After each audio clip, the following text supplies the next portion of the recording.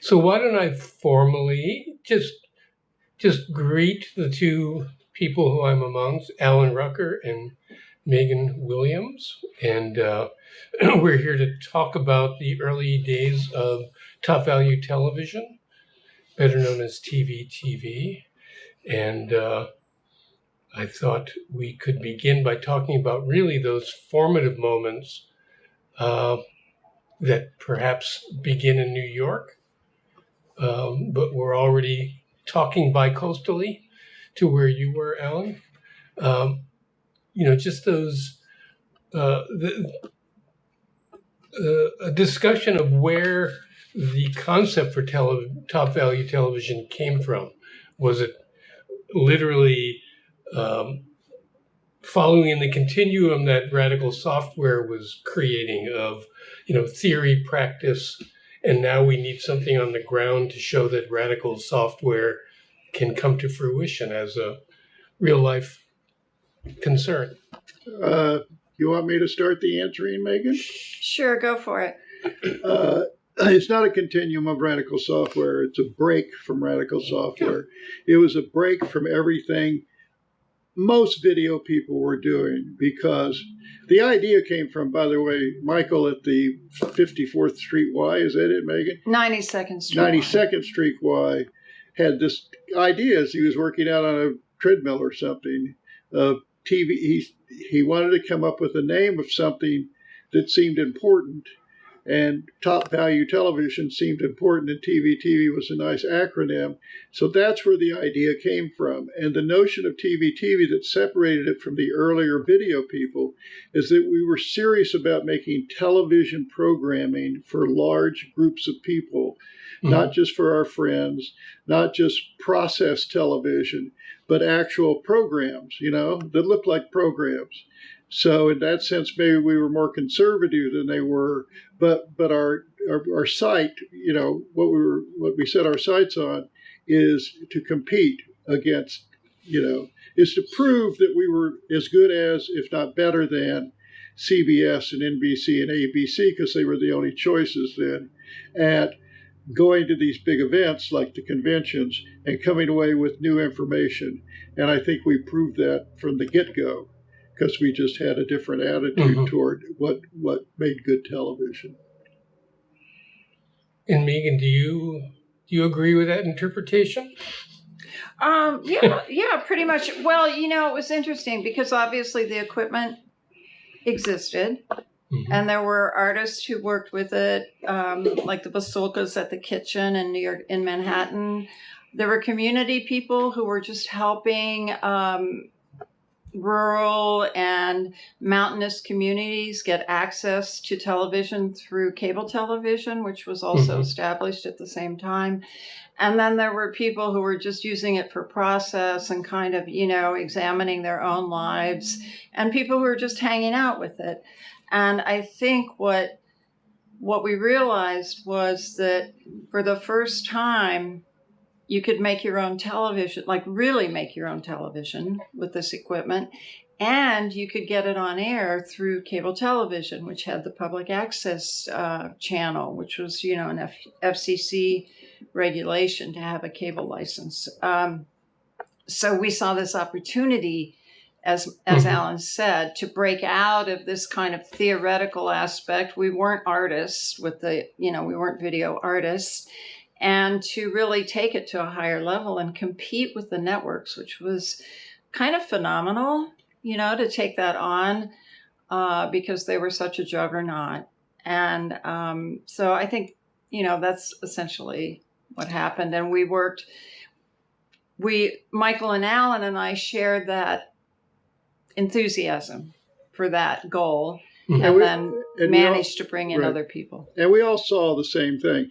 Steve, most people in 1972 or 1971, the people who were doing the best work, I thought, were doing, community television, working especially, as Megan said, either out in the rural areas or working like John Alpert did in the middle of, the inner city. And he was great. First of all, he's also a great filmmaker. He was also making television shows at the same time, mostly highly political ones, like Visiting with Fidel Castro and stuff like that. But what did I say? Ralph? Yeah, you said Fidel. So you're also thinking of Lanesville? They weren't up there yet. They weren't up there yet. They were still in the city. Oh, they weren't up there yet. Okay. Yeah. And everybody, the ant farm, working with them, we shot videos, but we never thought of ever showing it to anyone except at a small gathering of radical video freaks. And that's what you asked the question in the paper, what was I doing? I had gone to Stanford, graduate film school at Stanford, which was very valuable, I realized in retrospect, but I didn't feel a kind of passion, a vision of what I should be doing, except that I started this thing along with Pat Crowley and Richard Kletter and a woman named Shelley Serpent, this thing called Media Access Center. And we were doing community television. That's what we were doing. We were doing workshops for teachers.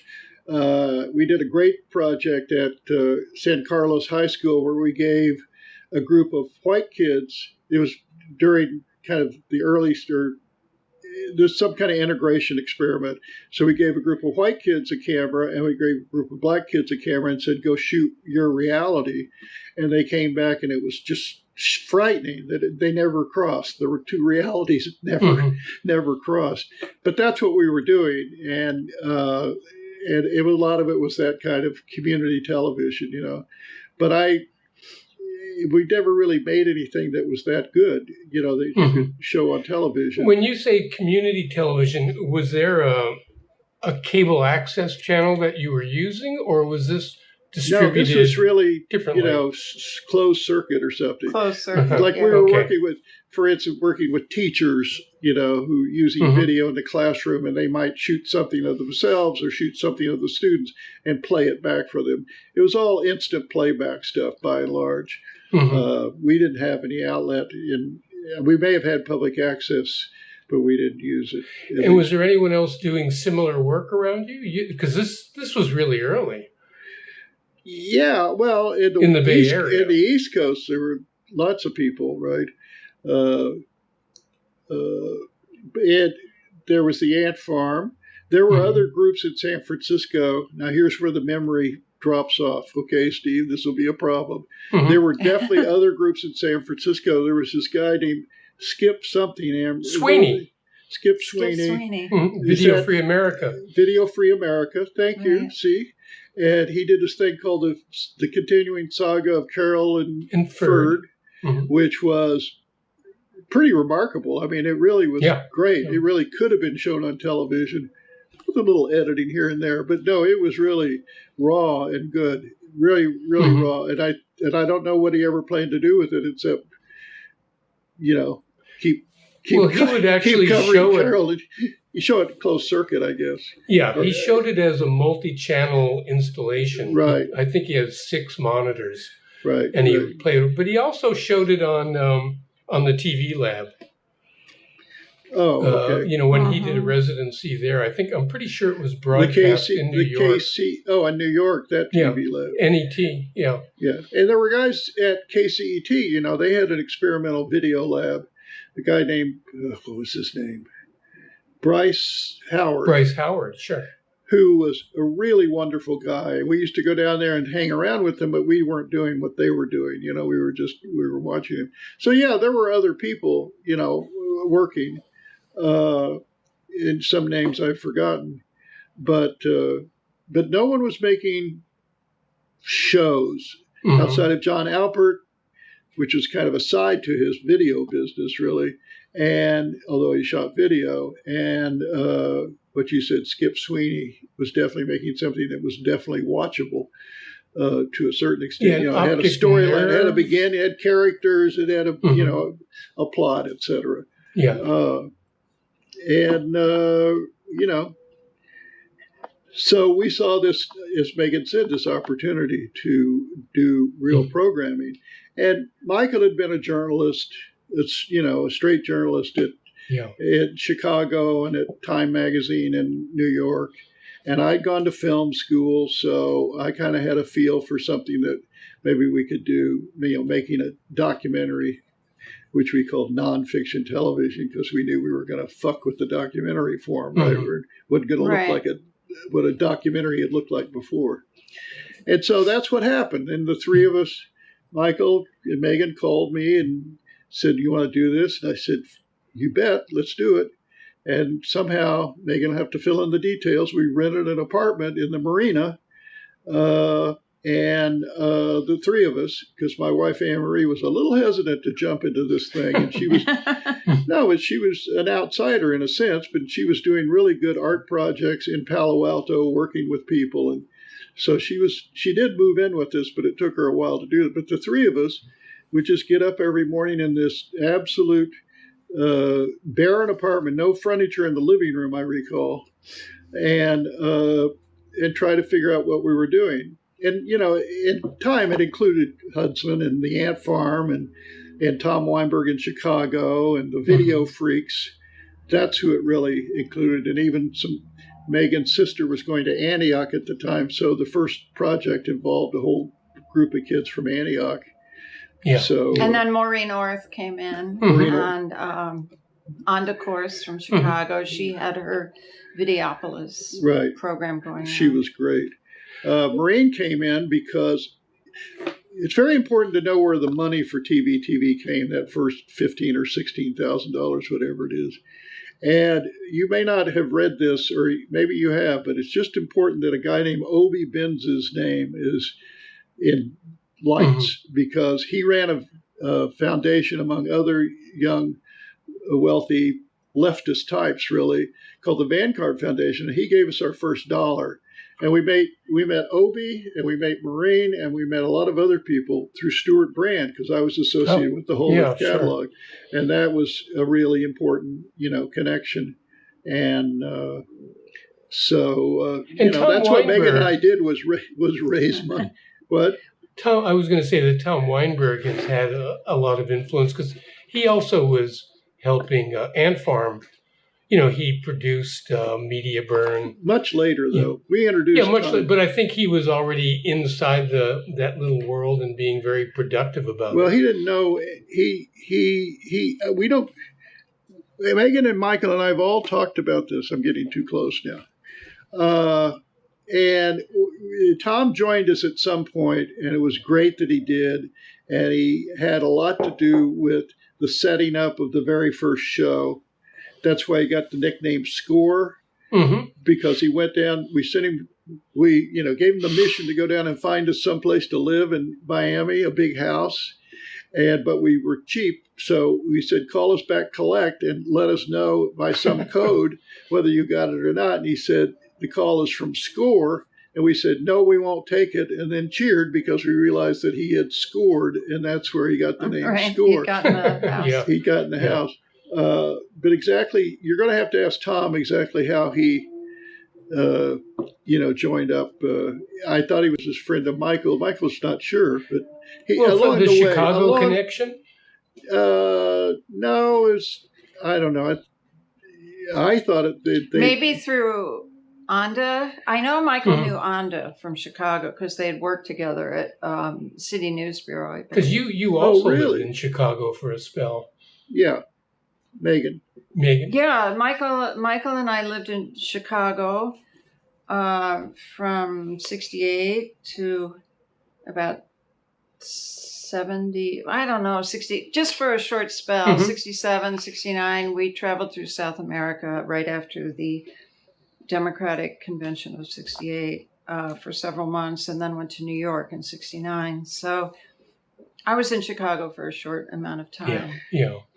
Yeah, they had an apartment full of nothing but furniture from a law office. It was really pretty fascinating.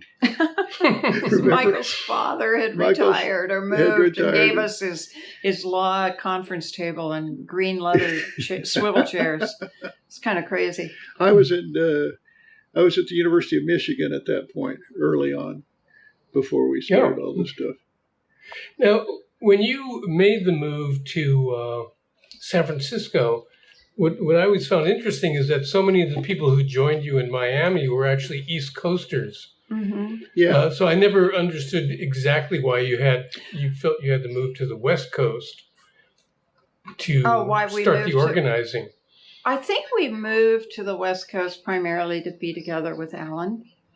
And Alan and Anne-Marie were definitely established there. Mhm. And I don't know, I think it felt like it had... Also, we were kind of veering towards commercially released programming, right? And ultimately, so I think we wanted to be closer to the entertainment industry, even though we started in San Francisco. And obviously, the reason so many East Coast people worked on our shows was because we had developed relationships with them while we were working in New York. And Steve, I know I have some letters that I wrote to Alan, like right when we were moving, and I'll have to dig those out for you because I think they might have some interesting history there. Yeah. I think, I'm speaking for Michael and Megan, I think it was change of scenery that they really, they figured if we're going to start this new venture, let's start it, with a kind of change of scenery. And things are a little looser. The video community is much looser on the West Coast. And Ann Farm was out there, right? Ann Farm was out there. And so I don't know. I think they were ready to just move out of New York, personally. And New York actually was pretty rough at that time. Yeah, New York was not an easy place to live. Yeah. Right. Exactly. So when you move out to San Francisco, was the decision to pursue the two political conventions in July, August, was that already in place? Or is that something where you had a great revelation sitting in the Bay Area? That was part of the original idea. It was already in place that we were going to do the first convention. One anyway. Yeah, number one. we didn't really think too far beyond, but obviously we were hoping to cover both of them. But just to try to raise enough money and to gather these people, and you got to realize that the people that came down for the first show did so out of pure enthusiasm. They weren't getting paid anything. We supplied them a place to stay, this great big house that Tom Weinberg had found, and free videotape. Most of them brought their own equipment. And I don't ask me how people lived. I think everyone just used their own credit card, And I remember we ate a lot at Wolfie's. And I don't know who paid for that. I certainly didn't have the money to. But, there's some wonderful footage from Wolfie's that was shot during. Talk about the beef stew. Yeah, we loved Wolfie's. It was really great. Maybe the best deli I've ever been in, or the warmest, friendliest deli I've ever been in. There's a wonderful sequence where Michael is actually interviewing the woman who's married to Wolfie. And she says, "How old are you?" And he says, 28. And she says, "You're darling." And with this big, thick accent, and then walks away. That's so funny. That's funny. God, I can't imagine what you're finding in these outtakes, Steve. Right. Crazy. Yeah. I mean, there's a moment also in the outtakes where Michael talks about the conventions as almost like a lure. That he knew if they could pursue an event that big, that it would be an incredible showpiece to show to cable providers and whatever. So it was really like a strategic thing, not so much for the convention, but what the convention would represent as a finished work. Exactly. Part of it was that picture on the cover of Subject to Change with Doug Michaels and the guy with the great big camera. Part of it was us versus them. Part of it was us finding stories we were really interested on a journalistic level. We weren't just a bunch of blow-offs, Some of us had real journal instincts, especially Michael and Maureen and others. Yeah. And we were looking for stories that no one else had covered. And the best example of that, of course, is in 4 More Years, the whole Vietnam Veterans Against the War. Yeah. We were so far out in front on that story, and it was one of the best stories of that convention. But also just to, do our own little participatory television, right? just to wade into these places and see what we could find and start conversations and, draw people in of all kinds. We really didn't care. The Republican convention, the Democratic convention was pretty loose, right? Because Democrats are pretty loose. Yeah. And we tried a lot of things there that we never tried afterwards. We tried to get into the political process of delegates and delegate seatings and stuff like that. And I got to say, I couldn't even follow it. And I don't think Willie Brown could even follow it. It was particularly complicated that year, I think. Yeah, it was very complicated that year. The California contingent. Now in order to get yes, we have to vote no. It's that kind of thing. Well, wait a minute. But it's interesting what Alan's talking about, the balance between, or the balance among all of us in terms of what we brought to the final show. Yes. So you had some established, experienced journalists.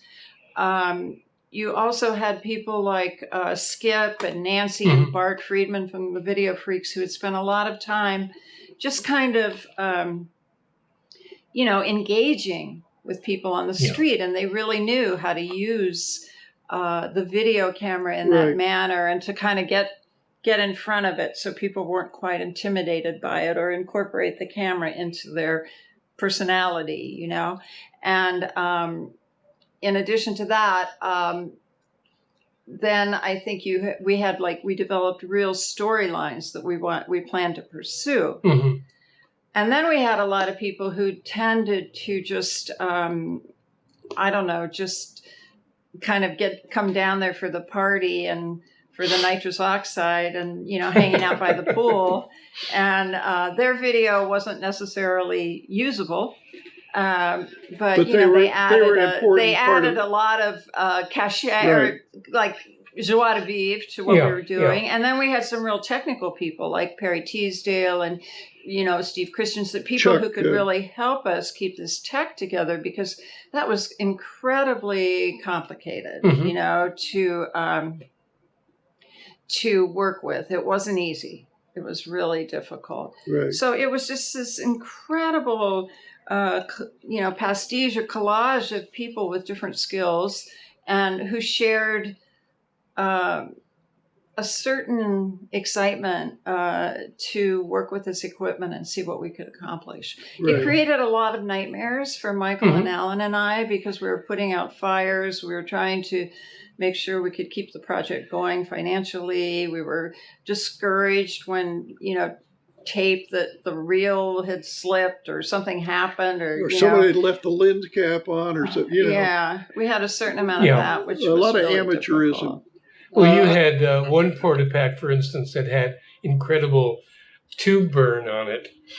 Yes. Yeah, and but the camera reappeared. The footage from that camera appeared here and there, so they just kept shooting with this. Yeah. Let me just add a thing about the mix of people was almost random. I mean, it was basically people who had porta-packs and cared about this thing and wanted to come, but their personalities, I always saw it as it unfolded after the first show later on. I saw that there were two groups of TVTV. One of those who were the kind of political journalistic group. A lot of things we did were political.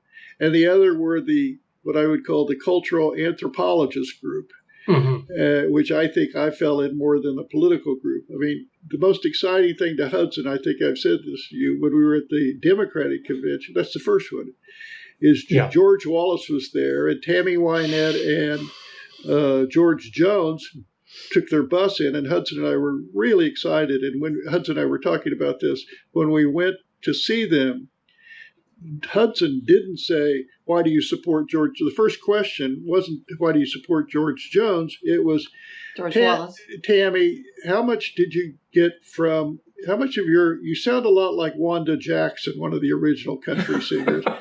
How did you get your, Patsy Cline? And she loved it because we knew her music, and we did. and we were interested in her music, and that would have told you a lot about why they supported George Wallace without getting into, racist politics. So a lot of that, we always maintain that Hudson and I, at least, always Megan in the convention, in the Washington shows, that was real cultural anthropology that she was doing there, chic to chic. But I think it's those two elements that, it wasn't a political show. All of a sudden you'd stop and something goofy happens, and then you go back to the politics, and then something else, and sometimes they merged, right? Those two things. But there's a diversity of point of view, I think, is what gave it strength. Diversity of point of view. I think that's cool.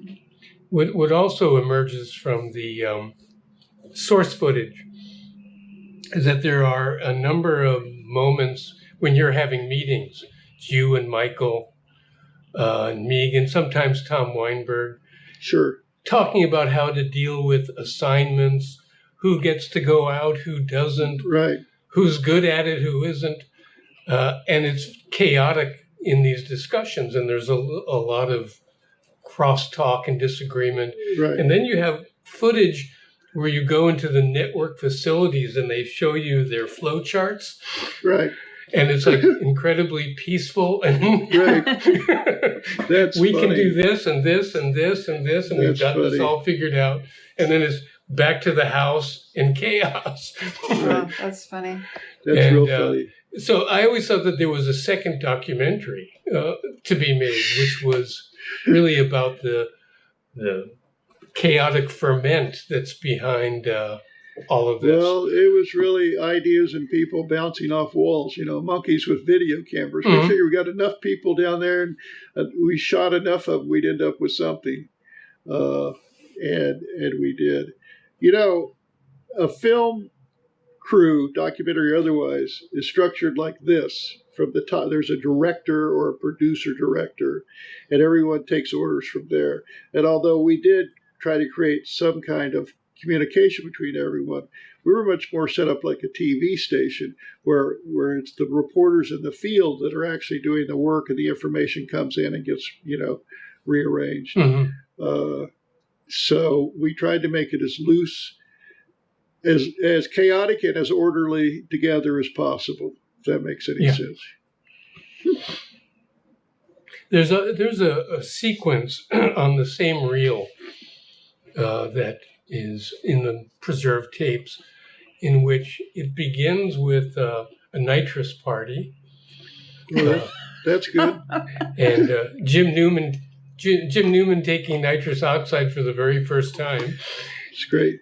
And then that cuts, and you're now out at the pool, and it's the woman from Newsweek who's doing that interview. Oh, right. And Michael has a balloon in his hand with nitrous, and he's taking the nitrous while he's being interviewed by Newsweek. That's right. And the Newsweek woman didn't really know what was up. Yeah, but then there's this other thing that happens. Yeah, go ahead. That I always thought was like classic TVTV. The person who's shooting all of this, there's the woman from Newsweek sitting in a chair. Michael is like in a lotus position, and Megan is right next to him. Ira Snyder is there. The camera is covering all of this. And then the pool boy shows up and starts cleaning the pool. Right. And the guy who's running the camera just loses interest in the Newsweek interview and goes over and starts following the hoses that are floating in the pool. I'm not sure, but I think that was me. Because you probably had just taken some nitrous. There was a kind of impatience behind a lot of the camera work. Yes. That's true. Well, it was very much, low attention span television. Look, a dog, Where are you going? That's why. We're talking to the Nixon girls. I don't know. It's a really cute dog. Let's go. That's why later in our evolution, when Paul Goldsmith joined us, it was a big gift because he really knew how to shoot. And, you started to learn that you really had to stay focused on pick something to follow and stick with it until But it plays itself he was out. a brilliant cinematographer, and he knew, like in Lord of the Universe, how to follow things visually. Just take a visual cue and follow it through. It made some just beautiful images, and boy, did we need that. He was a great addition. But there's really also between world's largest TV studio and 4 more years, there's a learning curve that goes on that becomes really evident in the control that you start gaining by the second work. Right. I mean, in a certain way, the subject matter was also much more staid and less chaotic. But, that's true. But there 4 seems more to be years. Oh, go ahead, Steve. No, but just that between what you're learning in the field about how to construct a doc and the subject matter itself kind of calling upon itself that kind of control, that you can see how the two works, have different formative ideas behind them. Yeah, I think 4 more years was such a gift because it was more like a movie set, and they had a script. The Republicans had a script, so we knew what was going to happen, and we could send crews out, and we learned that if you can film repetitive moments, so you can shoot it over and over again until you really get enough or good coverage of it, or so for instance when Wendy and whomever were shooting the people protesting the war, in the whiteface, or Chip shooting the Boy Scouts coming onto the floor, or when Anda and I were shooting the delegates inside who were so terrified because of the gassing and the hippies outside. And you could just stick with these moments and keep recording until you had just really kind of perfect, precious video of it. And so we did learn that. Yeah.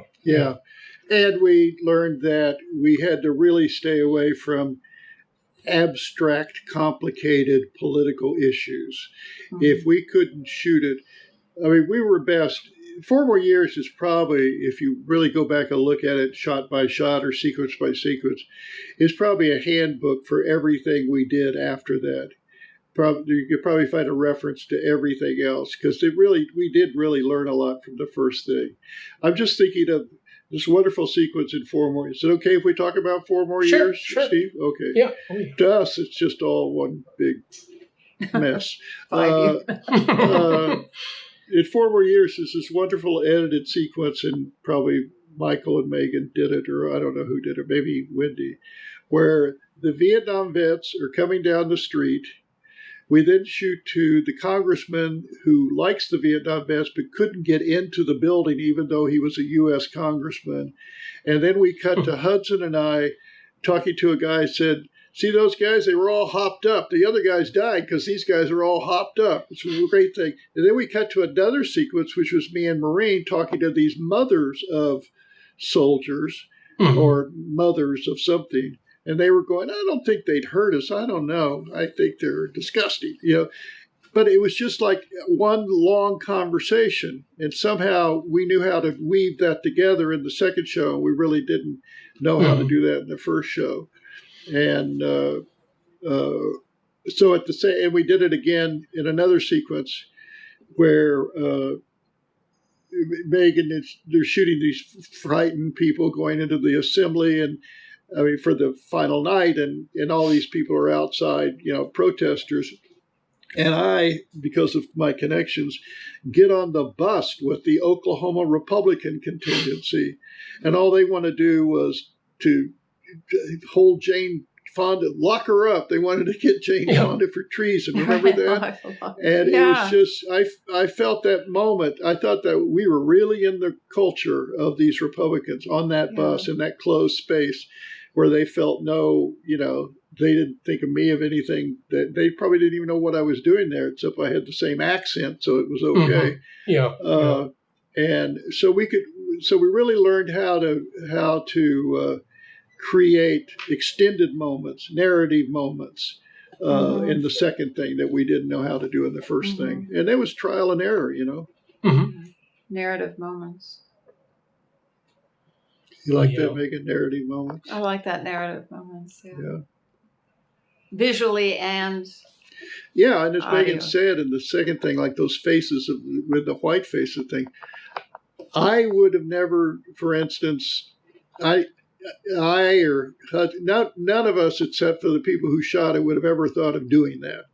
And they loved it, and they thought of doing it, and it works right perfectly into the show, and it's just a visual thing, which is what we had visual moments. We were starting to create more visual moments than just, talking head moments, which I think was a real advantage. Or the popping of the balloons at the end, and it's Kissinger and his little boy while they're protesting the Ron Kovic's on the floor saying, "Stop the killing, stop the bombing," and these balloons are, falling into the audience. I mean, it's very powerful kind of imagery, and I think.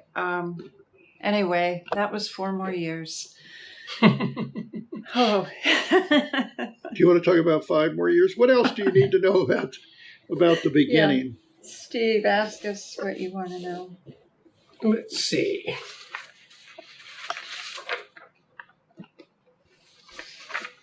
No, because you've actually answered a lot of the questions already. I'll get the list here. And tell me what else you've seen in our source footage that. Well, what's interesting is I've seen so much footage that I don't know what's in the finished works anymore. Right. That's right. Is that in the, or is it? One of the spectacular moments for me is when Tricia Nixon is being interviewed, and she says she's asked what she thinks of the Vietnam veterans against the war, and she said, "I think it takes more courage to be for something that's positive." Right. And oh yeah, that's Maureen and I. And meanwhile, I'm looking at her skirt or looking at her. See, I had the short attention span. Well, what's she wearing? I got bored. And then she goes on to say that her father is the youth candidate. Yes. No, that's great. And she just co-opted everything right there. Right. My father is the youth candidate. I know. Don't you see? I mean, like you could see Ivanka making those same comments. Yeah. Exactly those same comments, and Jared standing stiffly next to her. I mean, it's and there's so an aesthetic interesting that joins the two of them too. It's kind of amazing. Well, isn't it just taking the same terms and throwing it back at you? It's like Trump says, people say Trump is crazy, and Trump turns around and says Nancy Pelosi's crazy. And so, in other words, he just takes the same terms, and they go, no, my father's the youth. You're all wrong. My father's the youth candidate. I don't think there was even a concept of the youth candidate before 1972. But right. Yeah. Anyway. But it's also, there was so much, in a certain way, so much more given to you in the Democratic convention because there were all those different constituencies that had shown up. There was Willie Brown, Jesse Jackson, Ron Dellums. Right. Then there was, Gloria Steinem and Bella Abzug, Betty Friedan. It's just a much more interesting people in front of the camera than these clone-like Republican delegates. Right. Yeah. That's true, but none of the Democrats would say, I think we need another Kent State here. I know it could be ugly, but I think it's important. Yeah. They said really outrageous things. And the media, you left out the thing that we were all, and Skip and Nancy were just brilliant at this, is going to talk to reporters and these news personalities, including Walter Cronkite. And they had this way, which is they were just talking to everyday people. They had no they weren't starstruck at all. And, it's like the same kind of people they would talk to at Maple Tree Farm. Just, so how's it going? What do you do? And it really was disarming, I thought. It took these, if you remember 1972, these people were the stars. They were the, they were the ultimate. Walter Cronkite was the most trusted man in America, for Christ's sake. And he seemed to really enjoy Skip's informality. Yeah, he liked Well, it. I'll give you a little background on the Walter Cronkite interview, because I was with Skip, and Skip said, "Let's go interview Walter Cronkite." And I had on these short shorts that, I mean, they could not have been any shorter, She couldn't have worn them at the Republican convention, put it that way. Pardon me? You couldn't have worn them at the Republican convention. Right. And, he was in his trailer. I mean, we were outside. We weren't on the floor. Mm-hmm.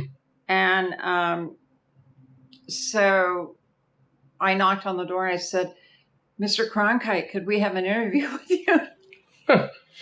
And he kind of looked me up and down and he said, "Anything for a fellow journalist." And it was just like the highlight of my convention experience. So we did have this great conversation with him. And the other one that is so important is Maureen. Was it Maureen or was it, I don't know, maybe Skip and Nancy talking to Cassie Macken, who was the first that was network correspondent allowed on the female network correspondent allowed on the convention floor. And, she's saying, well, anyone could do this job. A woman could have done this from the get-go, whatever. Yeah. But the really important part of that is that among our people who were on the floor, I'm sure close to half, maybe 35% of them were women. So we had women doing everything, shooting, interviewing, editing, running around on the floor. And, that was 1972. Yeah. Nancy Kane shooting Skip, interviewing Roger Mudd. I mean, you just didn't see women shooting cameras anytime. Maybe anywhere. That's why Roger wouldn't talk. I don't know. No, he didn't like Skip's beard or something. Yeah. There's also that moment when Maureen is talking to Dan Rather, and he says, "I like freaks, especially good-looking ones." Oh, yeah. And then he realizes what he's just said on camera. Really... Also, the other thing that started happening, of course, was that the network media quickly became aware of us on the convention floor and faster than the delegates. Yeah. And they were really hip to what we were. I mean, they weren't hip to what we were doing. They were aware of us and trying to figure out what the heck we were doing. You know.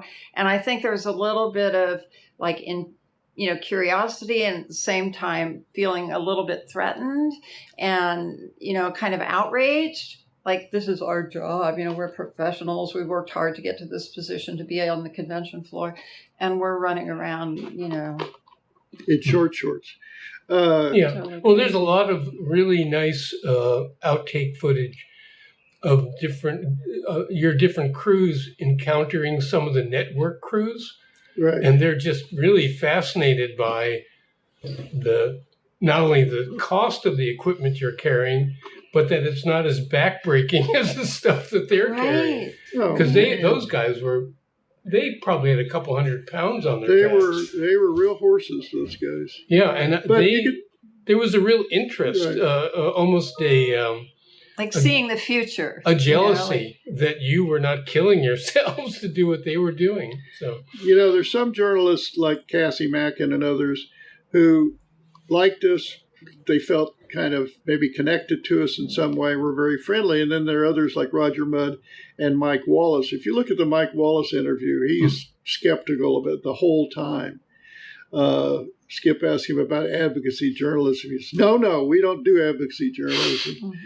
Really, what was 60 Minutes for the first 50 years? And who else was great was Douglas Kiker. Yeah.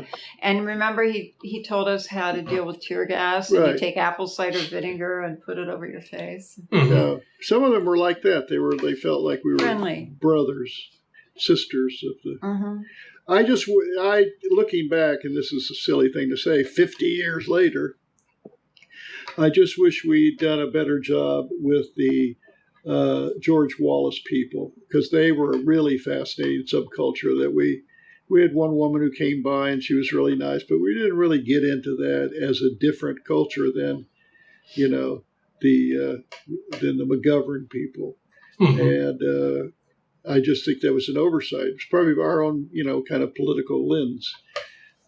We felt comfortable around Willie Brown. We didn't feel that much comfortable around, George Wallace's people. Yeah, there's a very interesting guy who is on camera quite a bit, who is a George Wallace delegate who is black. Right. And has an incredible rap, but he says if it wasn't for the Electoral College, George would be president now.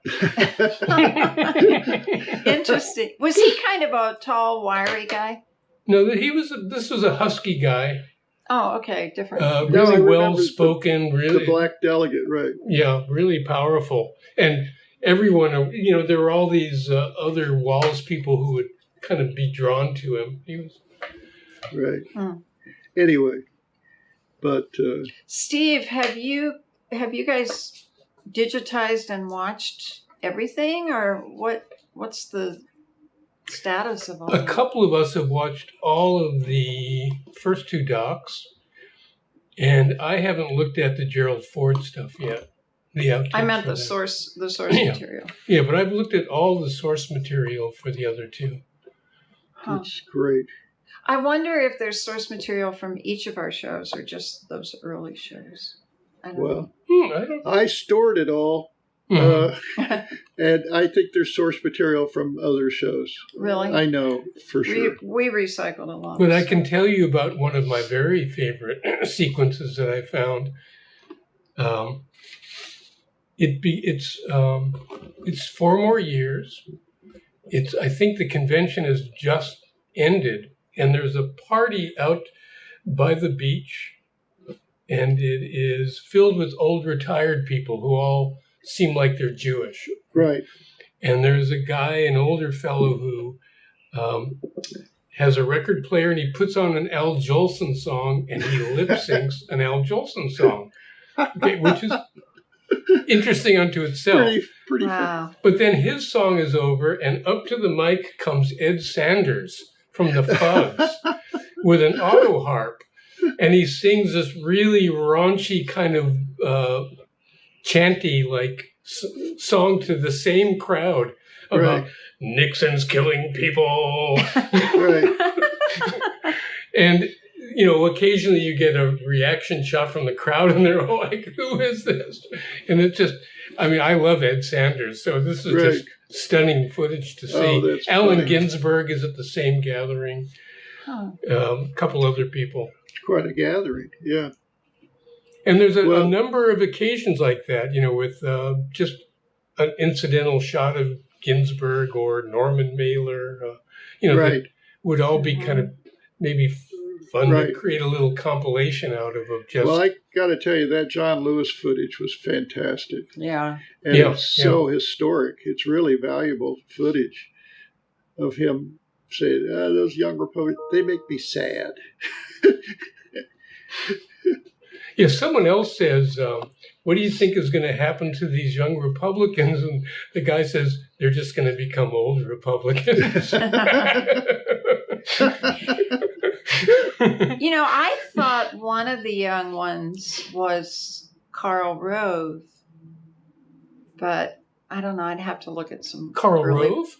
Yeah. Yeah, I think he is in some of the footage somewhere. Yeah, as a young Republican? Yeah. It's funny. Yeah, well before he rose up, Right. Mm-hmm. But that, it's funny because I didn't even notice that was John Lewis, because I was fascinated by the guy he was with. Right. Who really had a negative rap about what was going on with young Nazis, voters. right. Yeah. Yeah. Now here's the question. Who was John Lewis trying to sign up to vote? Not the young Republicans. Probably that scraunchy crowd outside the the convention, right? Yeah, he was signing up blacks in Miami. Oh, Blacks really? and Latino, blacks and people of color in Miami to vote. Oh, but he was at the convention, and he must have had a pass to get in or something. Yeah, and there was a lot going on at the Democratic convention, with the Willie Brown, contingent and stuff. There was some heated stuff going on. Right. Yeah. There was. You didn't ask about the first edit between the two conventions. Oh my God! Which was a really hysterical moment, and the one that you did up in New York. Yeah, it was Michael and Megan and I don't know who else was there. Perry Teasdale. Those are the four I remember. There may have been other people. And Michael had this idea that I use handwritten graphics, so I point out the convention hall and stuff like that, and that was fine. It was kind of fun, a scrapbook style, right? So that's what we did. We'd run a sequence, and then we figure out what the graphic was, and I do the graphic, and then we'd shoot the graphic and figure out. And we were working at this guy C.T. Louis' back room, and down in where was it, Megan? Lower East Side. Lower East Side, and it was a very funky place, and we'd get ourselves up every morning and go there. But we only had, 15 minutes to do the edit or something. We had to get the edit to start, we had a time limit. So also we wanted to go back to the other convention. And by the way, when we were doing that edit, we didn't have a dime raised for the second convention. Right. Not a dime. Right, because our show hadn't aired. And so the 16,000 that you had raised was already gobbled up by the first convention. Yeah. No, 16,000. Steve, we had 30-some people in Miami for a week. Right. Anyway, so we were rushing this edit. And one night, I'll just tell the story, Megan. You probably have others. One night at 3 o'clock in the morning, I went out to go across. The bars were open very late in New York in those days. And I went out to go across the street to actually have a Boilermaker to wake me up because I was falling asleep. So I had a shot of whiskey and a beer, and then I went out on whatever that street was, and I decided to stand up on a street light. You probably heard this story. And I was with Alan. Yeah, stand up on a street light, kaboom! I hit my head on a crossbar, and there's a gash, which someone took. Hudson must have been there because I think he did the picture of the gash. No, I did it. Oh, you did it. The artist, I did the drawing. The artist Megan Williams did it. Anyway, she's on the spot. So I go back to the thing, and I'm on my way to what's the hospital, Megan? St. Vincent's or something. No, no. What's the one they send all the druggies to? Bellevue? Yeah, I went to Bellevue. I went to Bellevue Emergency to get my head sewn up. But we were doing this, and we were so intensely involved. I'm holding my hand over my head. Megan's drawing it, and Michael says, "You can't leave until you finish these graphics." So I'm literally holding my hand, writing, He's Willie gushing blood, Willie Brown, etc., because nothing was going to stop us from finishing that thing. Mm-hmm. And then, at the very end of 4 more years, you'll notice that there's a TV, a monitor that's set up, and our credits are rolling. Mm-hmm. And there's a cut between the TV and then into the video. Right. And Michael was so excited about doing this cut, and we had the whole scene lit. And one of the lights started a fire. And the fire, this is at C.T. Louis' space, and the fire department arrives, and Michael would not let them in until we got the final shot, because he said, if you move that monitor to put out the fire, we won't be able to align it again to make that perfect cut. I mean, he's a producer, right? Mm-hmm. So got the show done. Yes, and he got, pretty insane. Anyway, and what happened, Steve, is that we literally had no money, and we set up a screening of the show at Shirley Clark's place at the Chelsea Hotel. Do you know this story? Shirley Clark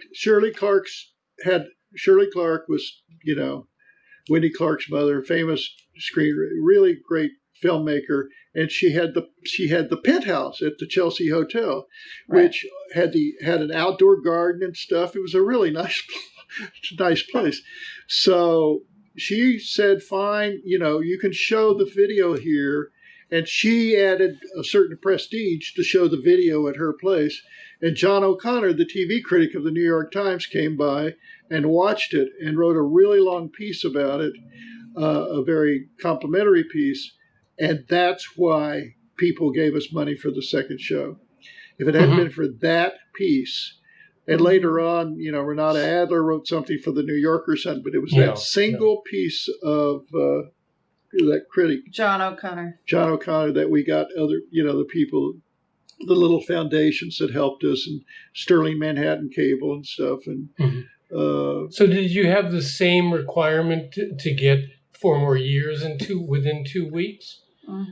Yeah, we had to finish that edit. So then you had to rush back to New York. Yeah, and I can't remember either. That's so interesting. Only when you get your head bashed in do you remember things. But well, no, I think it's really interesting because I don't remember the second edit at all either.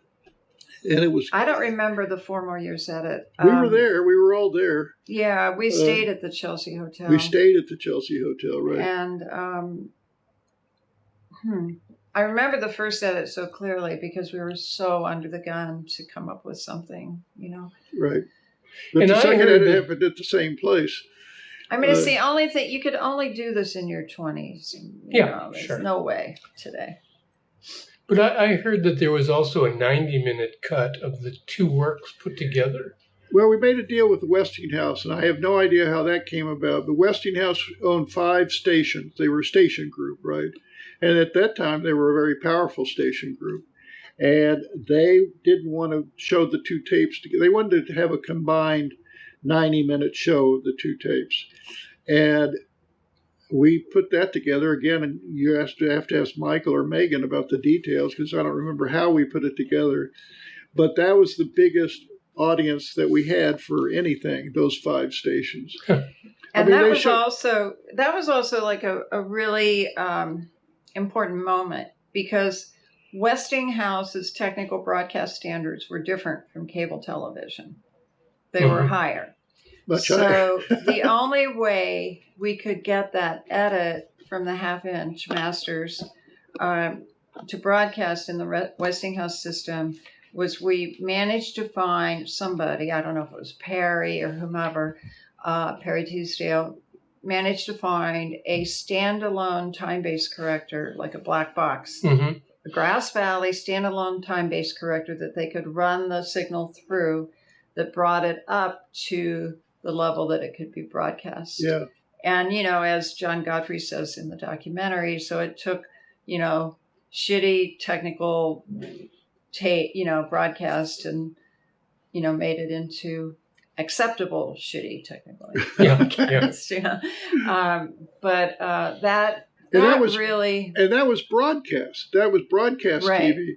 That wasn't cable. That wasn't closed circuit. That was probably, in ways I'm not sure exactly how, but that certainly expanded our reputation in those 5 cities, where they happened.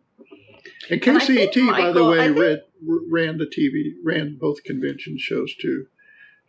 Zev Putterman. Yeah, go ahead. Zev Putterman. Yeah, I think Michael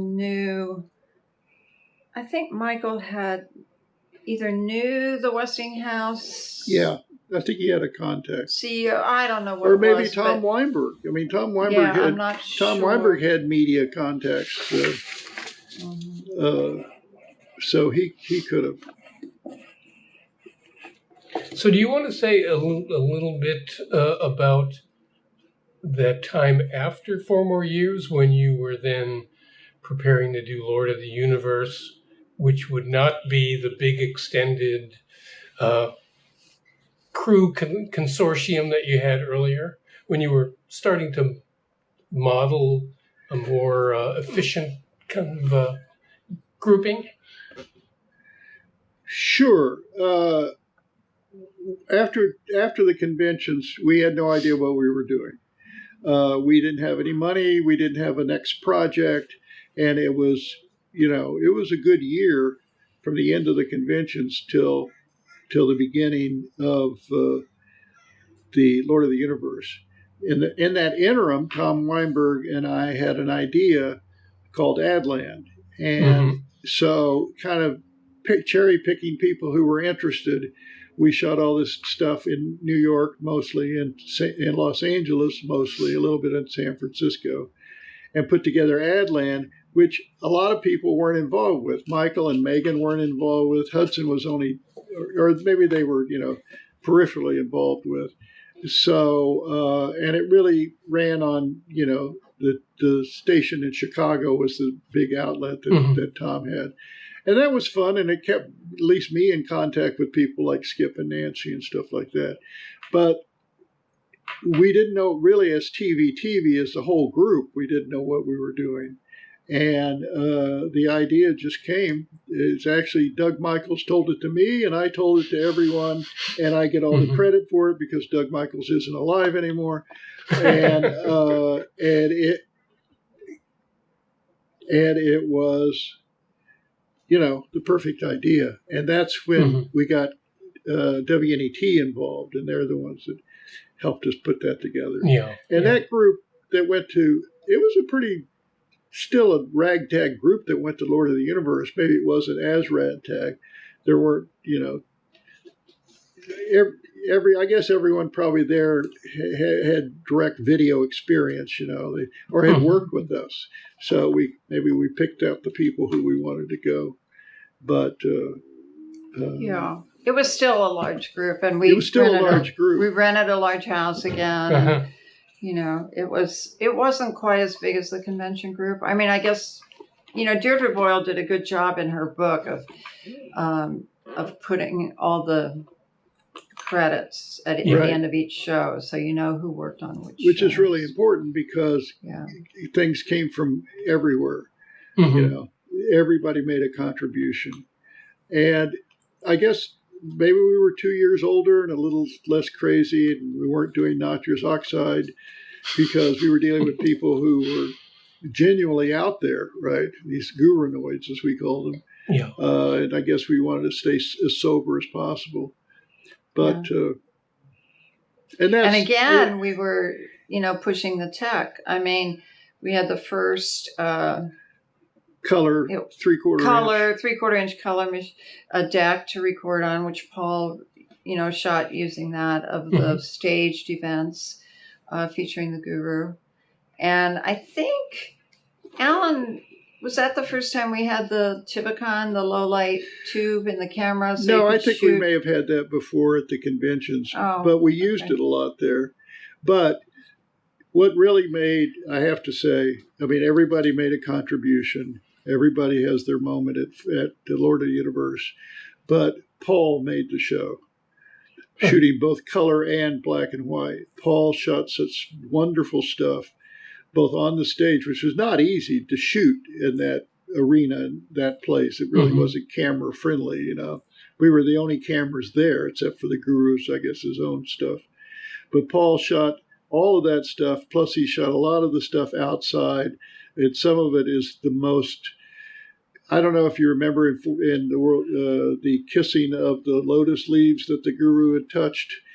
If the guru makes his first appearance in our show at an outside venue at an airport, and he starts throwing lotus leaves, and the crowd picks them up and they start sniffing them, and and I don't know if you remember that sequence, but it was just a beautifully shot sequence. Lyrical. It's really lyrical, and people in the foreground kind of, nothing happened, but people in the background come up, and it's just, to me, it's just one of the most remarkable sequences in anything that TVTV did.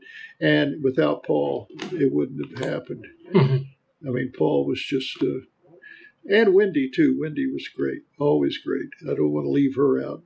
She was always right there. And she was a fabulous editor. Well, Wendy was our primary editor. She was a fabulous editor. I mean, really good. Right. Really sharp. And she may have been, I don't know. I don't think she was involved in the convention shows. Anyway, and Lord of the Universe. I think Wendy. Well, Go ahead. Lord of the Universe. We again had to get it out at a certain time for WNET, and we shot it. I don't remember when it was shot. November, right? I think.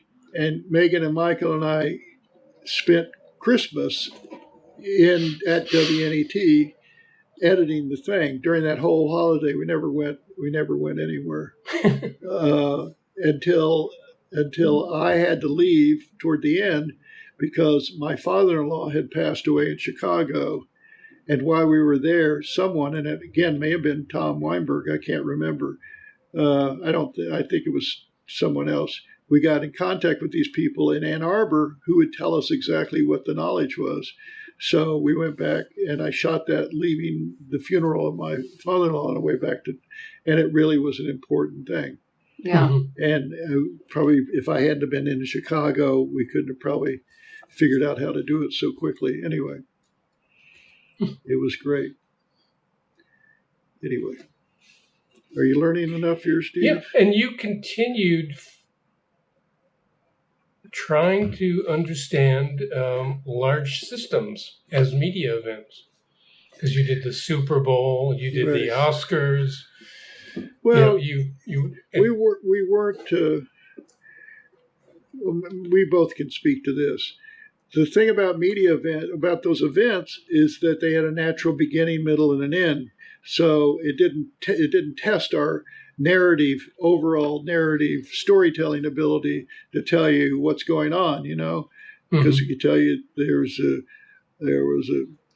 4 more years than just a baby, and then there's the football players in their locker rooms, and then there's a game, and then there's a win, and see you later, And the same thing with every one of those events. And that we were clearly, except for the Rolling Stone tape, which I like a lot, which wasn't an event. I think and also except for the Washington, D.C. things, because we thought the event was Nixon's impeachment. Right. Yeah, we were. But then he resigned. We were thrown off. We were really thrown off. Yeah. So we made events. Actually, in the first one called Win, the event was Paul and I going around the country with Gerald Ford. We kind of built that built the whole thing. And of course, the best one, Chic to Chic, done by Miss Megan Williams and her crew down there. They just followed around this woman and just created this tapestry. It wasn't a story, really. It was just a tapestry of what life was like in Washington. And anyway. You're right. Let's see. So you're right. We did the Super Bowl. We did the Oscars. We went to Washington. We went to the Rolling Stone we did the magazine. We did the Cajun show, which, Cajun show. Ended up on Mardi Gras Day, right? It had an end. Mm-hmm.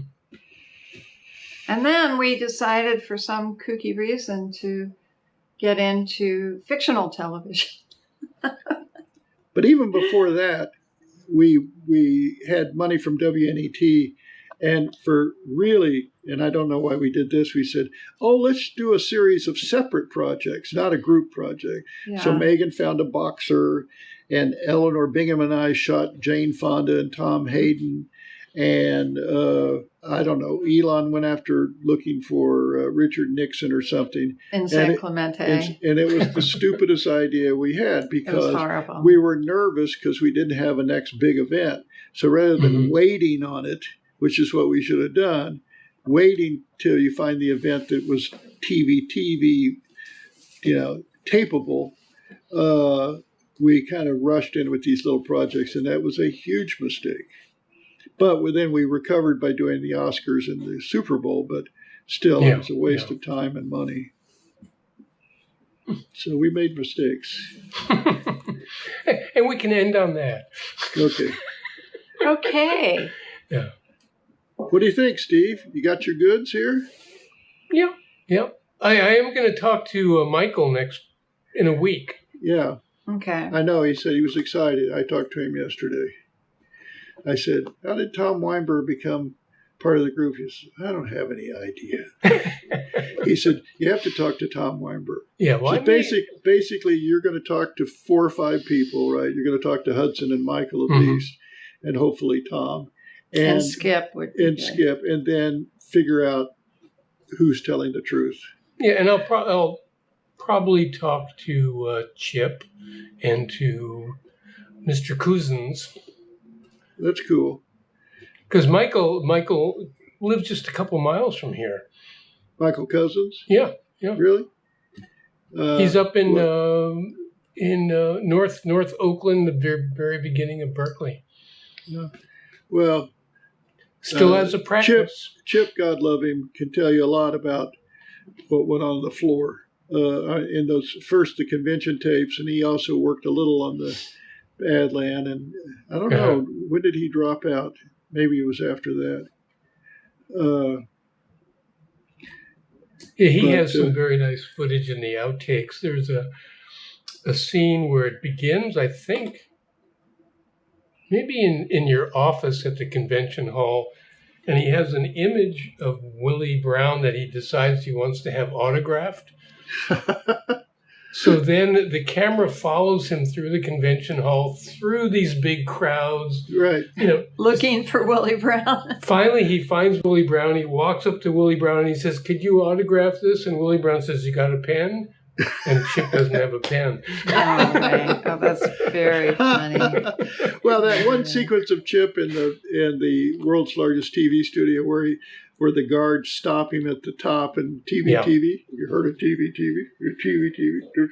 It's a nothing personal. Nothing personal, sir. Nothing personal here. We've never heard of it. But there's also some nice footage. There's footage of him assembling one of the scrapbooks. Where he's just gluing photographs and stuff like that, and we have the scrapbooks. So, well, I know that the scrapbooks they're valuable to us. Yeah. Steve, the guy who works with you there, who's friends with my daughter, is it? Oh shoot, I don't know him, but he sent my daughter the links to the scrapbooks that you have, that PFA has. And she started looking through them, and she said, "Mom, you've got to provide some context for this. They make no sense whatsoever." She said, "I can't make sense of them at all." Mm-hmm. So who is it? John Shibata? No, is his name? Was it Michael? The guy? Was it Michael? No. Is it Jim? Or it starts with a J, but it's not John Shibata. I mean, it might be well, she's 42, so they know each other from somewhere. Is she in Southern California? Yeah. Yeah, she works here. She worked with KCRW for quite a while. Now she's working at the Getty. Okay. But she was in San Francisco for a while, too. She's always worked in media. Mm-hmm. Anyway. I will get his name for you. Chip sent me something he wrote about the House of the Century. You've probably seen that. Yeah. And I talked to him about it, or I asked him, I said, "Is that thing, is it still in ill repair?" And he says, "Yes, it is." And then I just realized that the Cadillac Ranch is in ill repair too, and it's all black. Someone said they painted all the cars black. And they painted Black Lives Matter on it. So each car has a... They painted them black first when George Floyd was killed. Mm-hmm. And then they added that. And that's too bad, because those are the things that ant farm should be remembered by, and no one preserved them. Yeah, not properly. Yeah, there's a little bit of a fight over Cadillac Ranch right now, because the people who own the property next to it are trying to create like that's right, a tourist shop or a some gift such shop thing. or something. Yeah, Cadillac they're Ranch calling Cadillac Ranch. Wow, that's so funny. So, yeah, as long as it all goes, as long as Hudson profits, I don't care. Yeah. Okie doke. Well, it's too bad, Steve, that we've lost both Wendy and Anda. Because then they were the two other women who were really critical to the work that we did. Maureen and Nancy were important, but a little more peripheral, I would say, too. Mm-hmm. Megan's the last one standing. But Maureen was really good. She was... Oh, yeah. Oh, Maureen at those conventions was... She was more like a pro. She Yeah. was a pro. She was like auditioning to become a correspondent, Mhm. right? Yeah, she and people were really taken by her authority. So Mhm. No, she was great. She Yeah. was great. okay, All right. Well, so we Should- still have that other event in the middle of October. Can you tell us about that?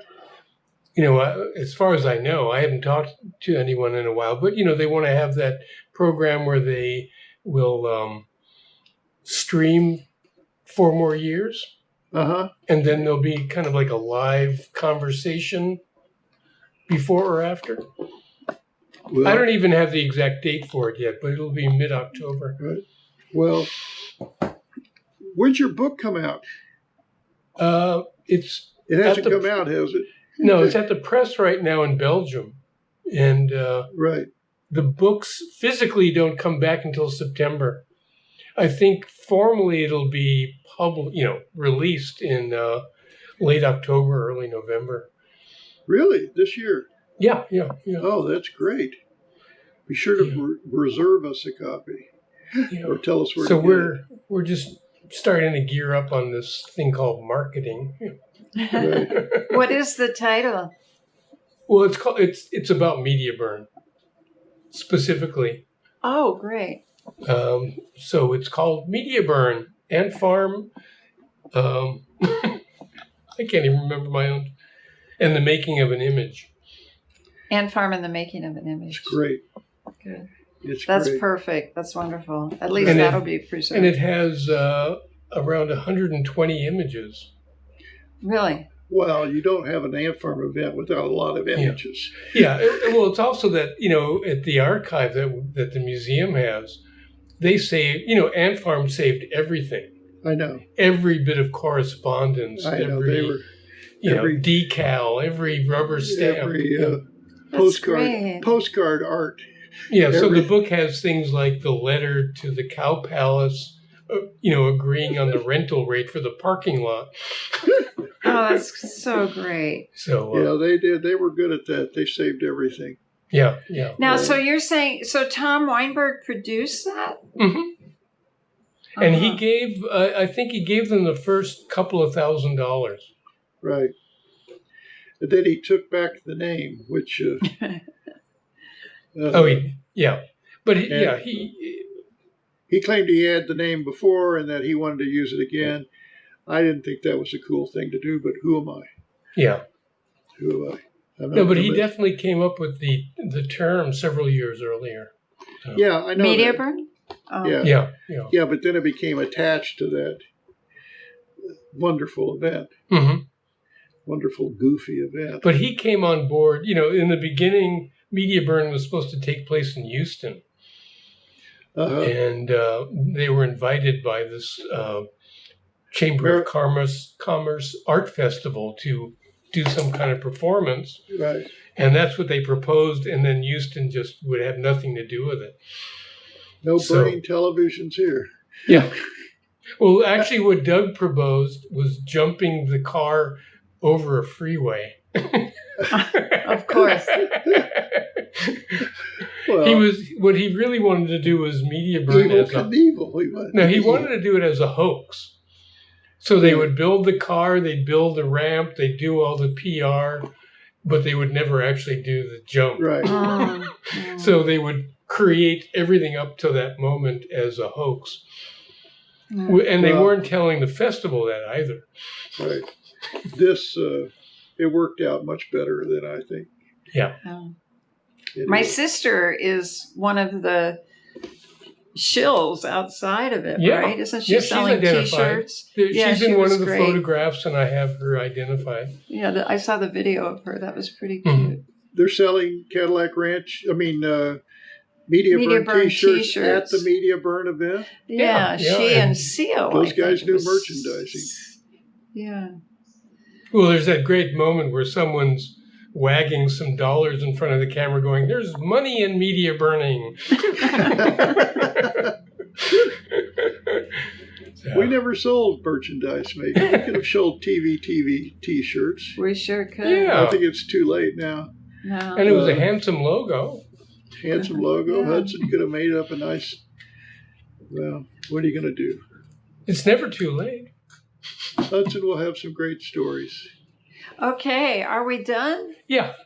Okay. Well, thank you. Thank you so much. Steve, thank you so much. Thank you for taking such an interest in our little lives. Yeah, thank you.